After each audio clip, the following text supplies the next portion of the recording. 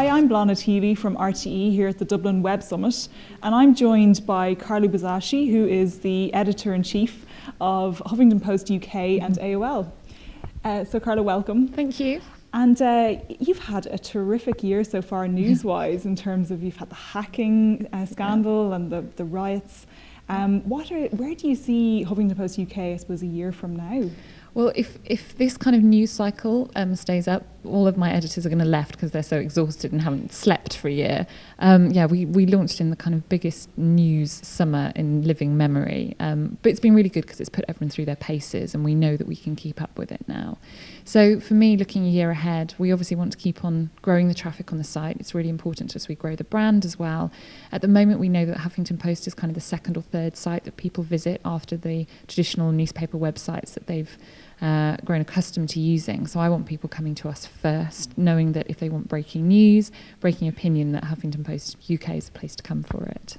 And where do you see Huffington Post in the media landscape in the UK?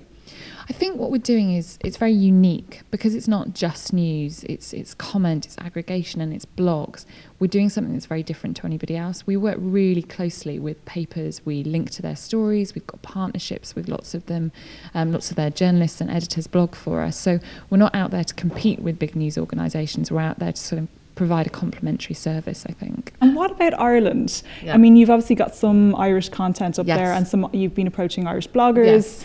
Yes. What is your plan for Ireland and Huffington Post? There are no plans for a standalone Irish site. I think it's just making sure that we're tapping into our users' needs. And obviously getting Irish bloggers on board is brilliant. And I'm really, really keen using this trip, hopefully, to connect with lots of people and get more Irish bloggers contributing to the site. I mean, Huffington Post has sort of got the business model nailed at this stage. Yeah. If you were looking at a media organisation, what would you be telling them to do? I mean, they've obviously got kind of legacy costs associated with content production and the like. Yeah. What's your advice to media organisations and how they can square it off? And focus on digital. You know, new media is now media as far as I'm concerned. I think that's where people should be investing at the moment.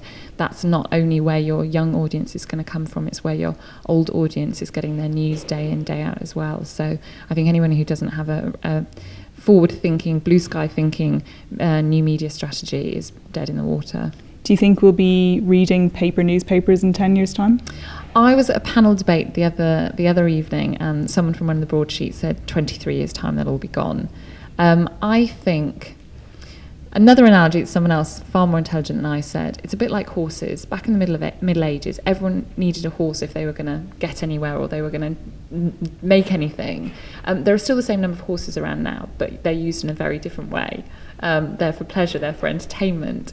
And I think that's probably how we're going to use print media in the future. There are going to be fewer brands. I still think it'll exist. I love having my Sunday papers spread out on the table.